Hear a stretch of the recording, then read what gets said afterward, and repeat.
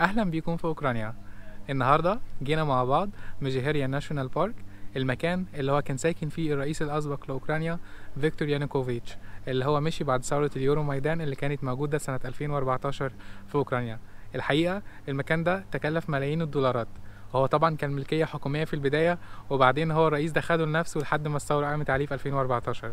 فالنهاردة جينا مع بعض عشان نشوف المكان ده.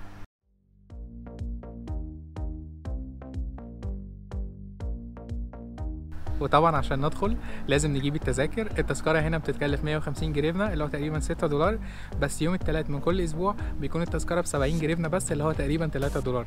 فحاولوا لو انتم موجودين هنا تيجي يوم الثلاث عشان توفروا. يلا ندخل مع بعض.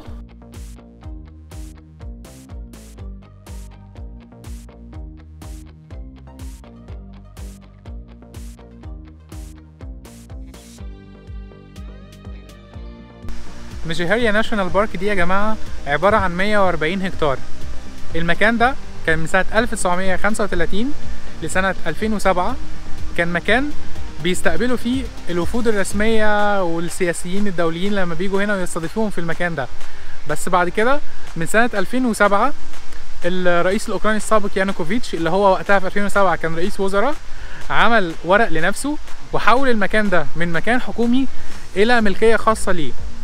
ودلوقتي المكان ده طبعا فيه حاجات حلوه كتير واماكن كتير هنشوفها مع بعض، وبعض الناس بتقول ان هو من احلى الباركس اللي موجوده في كييف بشكل عام. فاحنا دلوقتي هنشوف مع بعض الكلام ده حقيقي ولا لا.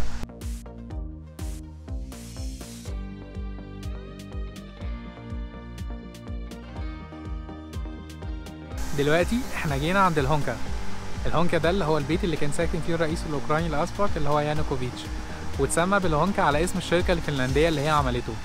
طبعا التقديرات بتقول ان البيت ده اتكلف حوالي 200 مليون دولار، لدرجه ان هم بيقولوا ان من سنه 2009 ل 2010 اتعمل بس بعض التعديلات الداخليه كده وبعض الزينات والديكورات اللي جوه، ودي اتكلفت حوالي 9.5 مليون دولار مجرد بس عشان التجديدات.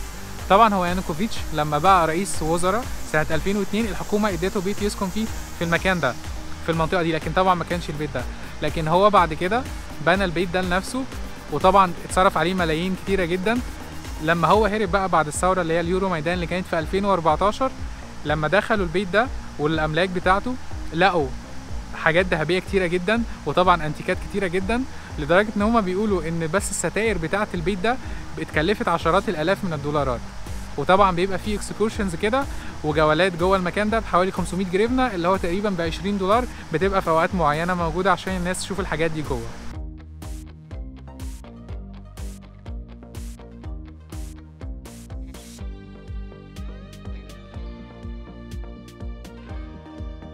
وزي ما احنا شايفين يا جماعه في ركن كده جنب البيت في حاجه كده شبه الاعمده الاثريه القديمه، فواضح ان هو كل مكان معمول في المنطقه دي معمول بمزاج عالي.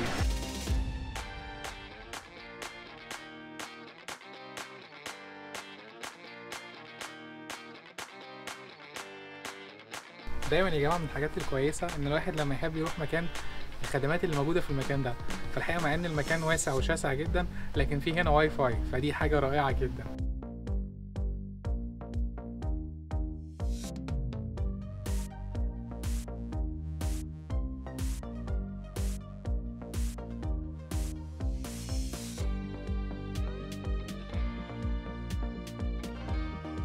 من الحاجات الكويسه جدا هنا ان انت كل مسافه والتانيه بتلاقي دايما في كافيه صغير او مطعم كده لو انت حابب تشرب حاجه او تاكل حاجه، واسعارهم يعني زي متوسط اسعار في مدينه كييف بشكل عام.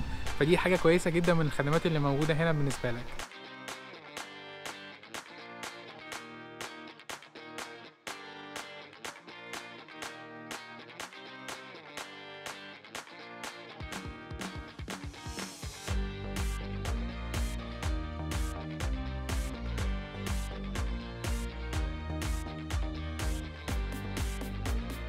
واحنا ماشيين بقى يا جماعه لقينا الدول اللي انتوا شايفينها دي اللي هي شكل الرئيس فيكتور يانوكوفيتش اللي هو الرئيس الاسبق في اوكرانيا اللي هو مشي بعد الثوره في 2014 زي ما قلنا. وعلى الدول دي في كده قبعه من الفرو على راسه، لان هم بيقولوا عليه حرامي الطوائي، لان هو في سنه 1990 بعد ما اوكرانيا سابت الاتحاد السوفيتي كان في وقتها القبعات دي غاليه جدا لانها مصنوعه من فرو الحيوانات، كانوا بيقولوا ان هو بيسرقها وبيبيعها. وبرده جنب الدول دي في كده حاجه على شكل الخبز الاوكراني مطليه بميه الذهب، دي بقى بتمثل لان هو بعد ما هرب لقوا انه في البيت بتاعه قطعه كامله من الذهب على حجم وشكل الخبز الاوكراني، فهو الحاجات دي يعني سيمبوليك على الحاجات اللي هم بيقولوها عليه.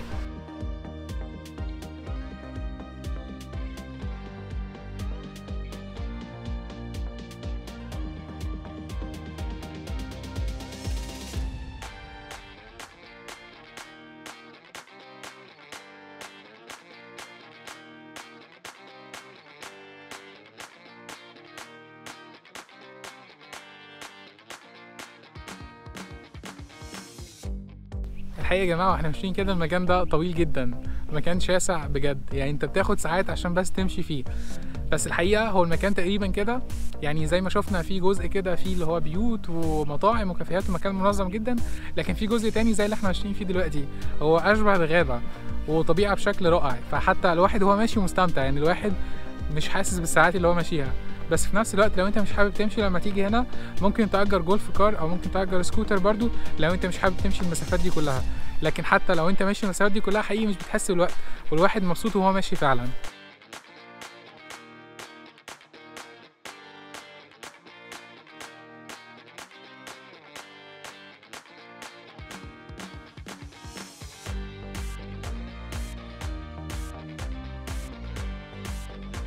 طبعا برضو في المكان هنا يا جماعة اللي انتوا شايفينه على اليمين ده حاجة بيسموها كده KFC، يعني بحر كييف، بس الحقيقة هو مش بحر ولا حاجة. هو المكان ده عبارة عن جزء من نهر الدنيبر اللي هو النهر اللي موجود في مدينة كييف، بس هما بيستخدموه زي ريزرفوار كده، زي خزان للمية لإمداد المدينة بالمية عند اللزوم. فده برضو من الحاجات المميزة في المكان هنا.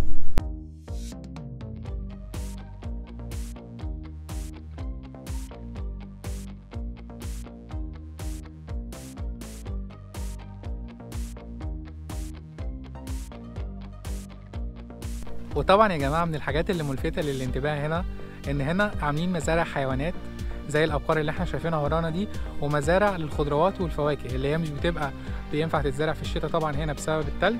فطبعا عاملين هنا حاجة اسمها مزرعة صوبات كده بيزرعوا فيها الخضروات والفواكه دي، واي حد يقدر يجي يشتري من المزارع دي بتاعه الحيوانات ومزارع الخضروات والفواكه دي، يقدر يجي يشتري في اي وقت. وطبعا مزارع النباتات دي كويسه جدا لان هي بتبقى حاجات عضويه من غير اي حاجه ضاره، فدي حاجه كويسه برده موجوده في المكان.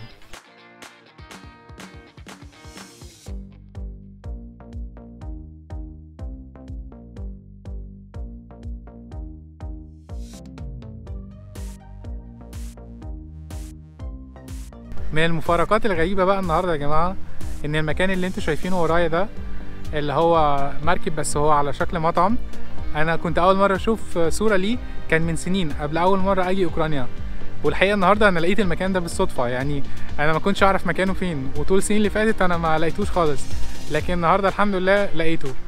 وفي نفس الوقت الفيو منه برضو على KFC اللي موجود هنا حلو جدا.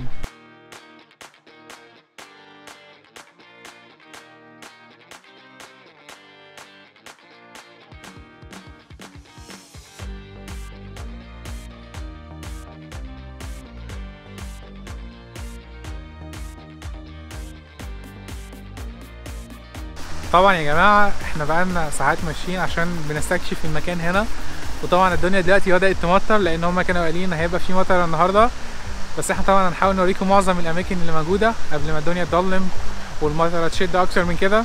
وطبعا المكان اللي انتوا شايفينه ورايا ده هو كنيسه صغيره كده برضو موجوده في المكان هنا.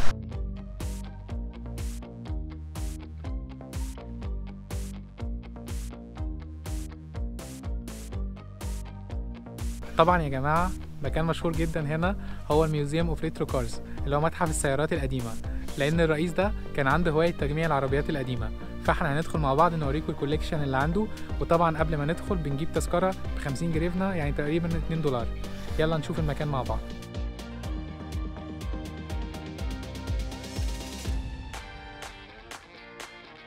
احنا دلوقتي يا جماعه في الميوزيوم اوف ريترو كارز، ده متحف كده بيضم الكوليكشن تجميعة العربيات القديمة اللي هي الموديلات القديمة من سنة حاجة و30 وحاجة و40 وحاجة و50 وحاجة و60، لأن الرئيس الأسبق يانوكوفيتش ده كان هوايته إن هو يجمع العربيات القديمة.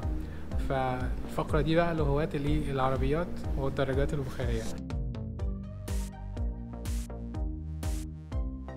زي ما انتوا شايفين يا جماعة العربية دي عربية بنتلي معمولة من سنة 1950، والعربية اللي بعدها دي كوبيه من سنة 63. وهنروح دلوقتي هنلاقي عربيات تانية كتير، وبرضه العربية اللي موجودة هنا دي أودي من سنة 38.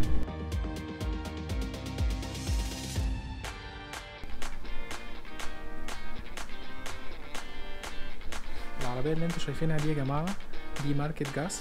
جاز دي شركة كانت في الاتحاد السوفيتي، وهم طبعا عملوا الموديل ده اسمه 22 بوس.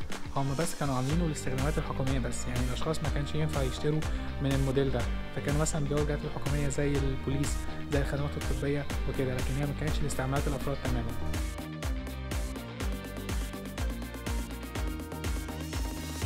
ومن الواضح يا جماعة زي ما أنا شايف كده ان اهتمامات الراجل ده بتجميع السيارات القديمة ما كانش بس على سيارات الاستعمال الشخصي، واضح ان هو كمان كان بيعمل تجميعات للعربيات الحربية القديمة، هو عنده كوليكشن منها زي ما احنا شايفين كده مع بعض.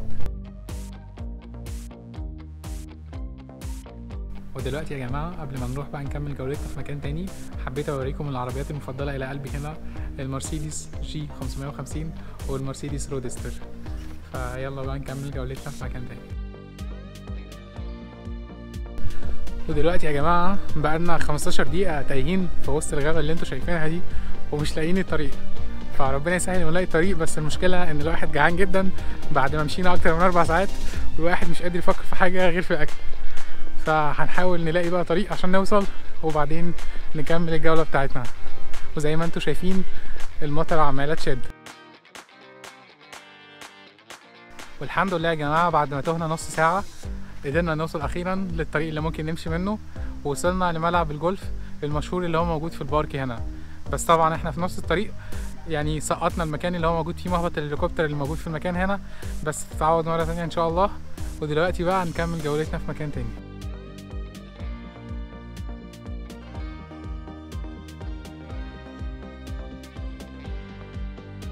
طبعا يا جماعة الجو بدأ يضلم اوريدي مع ان احنا الساعة 4، بس واتيفر الملعب ده يا جماعة ده ملعب تنس موجود برضو في المكان هنا، لان طبعا المكان ده كان بيتميز ان هو موجود فيه كل سبل الترفيه والراحة للناس اللي كانوا عايشين فيه.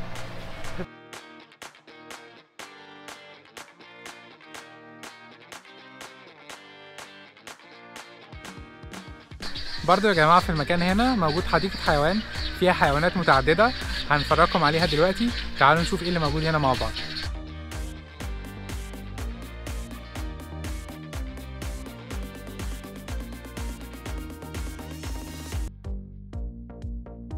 وطبعا يا جماعه اللي هيكون منكم موجود في كييف في اوكرانيا وحابب يجي المكان ده، اسهل طريقه ممكن تيجي بيها ان انت طبعا هتاخد اقرب محطه مترو ليك، وهتنزل هتاخد الخط الازرق طبعا، وبعدين هتنزل اخر محطه في الخط الازرق اللي هي هيرويف دنيبرا، وهتطلع فوق المترو هتلاقي فيه باص بيجي هنا تقريبا كل نص ساعه بيبقى فيه باص. الباص ده بيكلفك 25 جريفنا بس، اللي هو تقريبا $1، فدي اسهل طريقه وارخص طريقه ممكن انت تيجي بيها المكان هنا. وطبعا الباصات شغاله طول اليوم. وبالمناسبه برضو المكان اللي ورايا اللي انتوا شايفينه ده دي الصوبات اللي بيزرعوا فيها الخضروات والفواكه اللي انا قلت لكم عليها، اللي هي ما بتبقاش بينفع تتزرع في الشتاء، بيزرعوها في المكان ده وبيقدروا يبيعوها لاي حد عايز يشتري. وبكده يا جماعه يكون فيديو النهارده من ميجهيريا ناشونال بارك في كييف في اوكرانيا خلص. فيا رب الفيديو يكون عجبكم، ويا ريت تكتبوا لنا في التعليقات لو في اماكن معينه في اوكرانيا تحبوا تشوفوها، او لو في مواضيع معينه تحبوا نتكلم عنها بخصوص الحياه في اوكرانيا او السفر والمعيشه هنا. فيا ريت تكتبوا لنا ده في التعليقات، وفي نفس الوقت يا ريت تعملوا لايك وشير للفيديو ده عشان يوصل لاكبر عدد من الناس، واعملوا اشتراك في القناه وفعلوا الجرس عشان يوصل لكم كل الفيديوهات الجايه، ونفضل دايما مسافرين مع بعض. سلام.